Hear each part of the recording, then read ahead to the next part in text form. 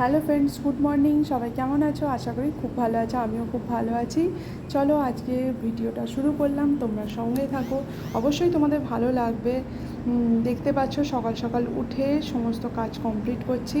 আজকে ভাবলাম ঘরটা অনেক দিন ধরে ধোয়া হয়নি, এখানে ধোয়ার সিস্টেম আছে, ঘরটা সুন্দর করে পরিষ্কার করে ধুয়ে দিলাম ওয়াইপার দিয়ে। আর এদিকে ব্যালকনিটা তো আমি রোজই ধুই, কারণ আমি আর মিষ্টি ব্যালকনিটায় গিয়ে একটু বসি, মিষ্টি খেলা করে ওখানটায়। আর দেখতেই পাচ্ছ ধোয়াধুয়ি কমপ্লিট হয়ে যায়, কিচেনটাও ভালো করে ধুয়ে দিলাম, ধুয়ে পরিষ্কার করে দিলাম। আর না ধুলে কি হয় জানো তো, ঘরটা মুছলে সেই নোংরাটা নোংরাই থেকে যায়, আর এখানে প্রচণ্ড পরিমাণ ধুলো আসে, যার জন্য ঘরটা বেশি পরিষ্কার করতে হয়, যেহেতু রোডের ধারে। আর ফ্রিজটাও দেখছো নোংরা হয়েছে, মিষ্টি মুছছিল, তারপর আমি বললাম যে আমি মুছে দিচ্ছি। তারপর গিয়ে দেখছি যে ফ্রিজটা ম্যাডাম খুলে টমেটো বার করছে, খেলার জন্য বল খেলবে। তারপর ভাবলাম যে কী রান্না করব, এই চিন্তা করতে করতেই ফ্রিজের কাছে গেছিলাম। দেখলাম যে ফার্স্ট ভাবলাম ফুলকপি করব, তারপর ভাবলাম না, যা এঁচোড় আছে এঁচোড়টা আজকে করি, বরঞ্চ এঁচোড়টা আমারও খুব ভালো লাগে আর মিষ্টির বাবারও খুব ভালো লাগে। যাই হোক, এঁচোড়ের জন্য সমস্ত সরঞ্জাম রেডি করতে শুরু করলাম। আর এঁচোড়টা তো ছাড়াতে কেটেই নিয়ে এসেছে, কিন্তু ওই যে বীজের খোলাগুলো আছে ওগুলো প্রচণ্ড তেতো লাগে না ছাড়িয়ে দিলে, আর ওগুলো ছাড়াতে একটু টাইম লেগে গেল। যাই হোক, সমস্ত ছাড়িয়ে পরিষ্কার করে আমি প্রেশারে বসিয়ে দিয়েছি। আর এদিকে সমস্ত সবজিও কেটে রেডি করে রেখেছি, মশলা, আলু টালু সমস্ত, টমেটো ফমেটো।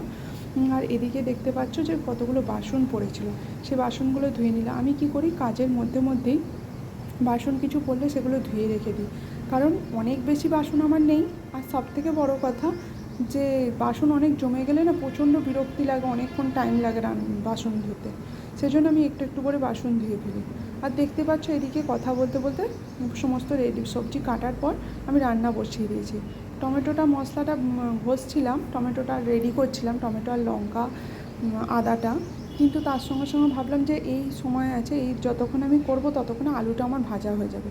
আলুটা ভেজে দিলাম, আর এদিকে মাছটাও বসিয়ে দিলাম। বসিয়ে দিয়ে রান্নাটা এদিকে দেখতে পাচ্ছ আলুটা ভাজাও হয়ে গেছে কথা বলতে বলতে। ওদিকে আমার মশলাটাও রেডি হয়ে গেছে। আলুটা তুলে নিয়ে একটু এঁচোড়টা হালকা করে তেলে ভেজে নিলাম, কারণ তেলে ভেজে নিলে এঁচোড়টা একটু নরম হয়ে গেছে, তাহলে আর ভাঙবে না ঝোলের সময় আর কি। তার মধ্যে গেলাম এঁচোড়টা বসিয়ে দিয়ে গেলাম ঘরটা পরিষ্কার করে দিতে। ঘরটা তো মোটামুটি পরিষ্কার হয়েই গেছে, তোমরা আগেই দেখেছো। বিছানাটা তোলা হয়নি, কারণ মিষ্টি তো ওঠেনি, ও একটু দেরি করে ওঠে, আর ওকে আমি ডাকিও না, তার জন্য মশারিটা বাস তোলা বাকি ছিল, আর বিছানাটা একটু ঝাড়াঝুড়ি করতে ছিল। সেগুলো সমস্ত করে দিলাম, করে দিয়ে চলে এলাম।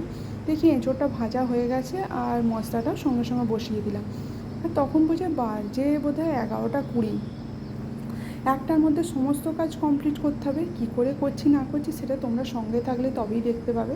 আর এদিকে মাছের পেঁয়াজটাও বসিয়ে দিলাম, আর এদিকে এঁচোড়ের কষাটাও, এঁচোড় কষাচ্ছি, এঁচোড়ের মশলাটা।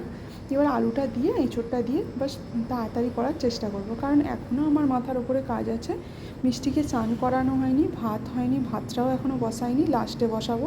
এঁচোড়টা একটু ঝামেলার বলে আগে এঁচোড়টা করে নিলাম, মাছের ঝালটাও বসিয়ে নিলাম। মিষ্টির খাবারও এখনও হয়নি, কারণ মিষ্টিকে তো আমি এতটা তেল ঝাল দিই না, হালকা কিছু খাবার দিই, যার জন্য ওর জন্য আলু বেগুন সমস্ত কেটেই রেখেছি, সেটা তোমরা বোধহয় ভিডিওটা দেখলে দেখতে পাবে। যাই হোক, এঁচোড়টা আমার হয়ে গেছে কমপ্লিট, গুছিয়ে পরিষ্কার করে রেখে দিলাম। আর এদিকে ভাতটাও বসিয়ে দিয়েছি, এদিকে মিষ্টির খাবারও বসিয়ে, কিছু বাসন ছিল যেগুলো ওই এঁচোড়টা করতে গিয়ে মশলা তৈরি করতে লেগেছিলো, সেই বাসনগুলো সমস্ত ধুয়ে পরিষ্কার করে রেখে দিলাম। তারপর খাওয়া দাওয়া কমপ্লিট হয়ে গেছে, দেখতেই পাচ্ছ স্নান টান হয়ে গেছে। এবার দুপুরেরও খাওয়া দাওয়া কমপ্লিট, বাসন কোসন ধুয়ে পরিষ্কার করে রেখে দিলাম। আর মিষ্টির তরকারিটা ছিল প্রেশারে, প্রেশারটা ধোয়া হয়নি, প্রেশারটা ধুয়ে রেখে দিলাম। আর সমস্ত কিছু রান্নাঘরটা, কিচেনটাকে ভালো করে সুন্দর করে গুছিয়ে রাখলাম, কারণ যাতে বিকালবেলা যখন আসবো তখন যাতে নিজের মনটাও ভালো লাগে। তারপর গেলাম শুতে। ভালো লাগলে অবশ্যই